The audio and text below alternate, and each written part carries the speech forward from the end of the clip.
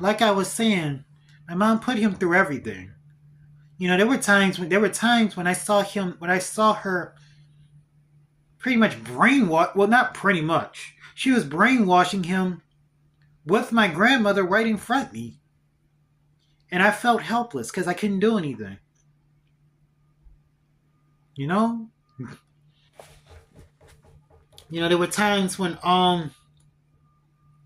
there was one time when I was about maybe 21, but he was like 12.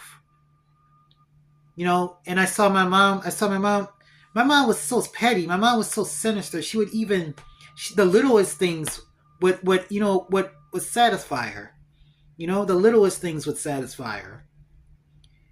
She tried one time. It was, they had some wipes in the house. Now I don't know why she told him to do this, but she tried to make him wash it. She tried to make him wipe something with a towel. Keep in mind, they had wipes right there. She could have easily let him just use the wipes. But no, she had to use the towel. She had to make him use a towel just to show that she had power. He so I stepped in. I stepped in. And I told her, Mom, don't do that. And I always do that. But I told her this time, I told her, don't do that. And she tried to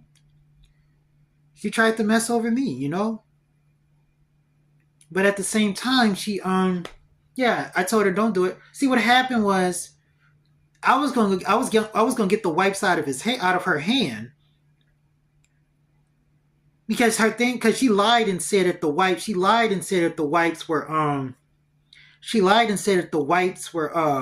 dried out. So I was gonna take it out of her hand and see myself.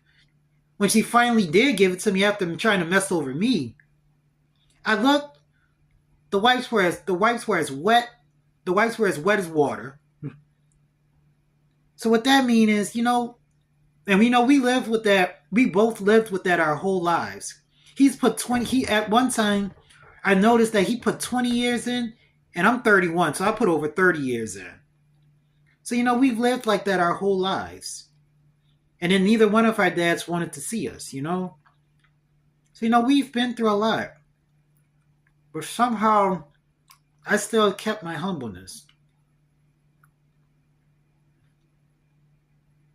and I just have the question now of what do I do now?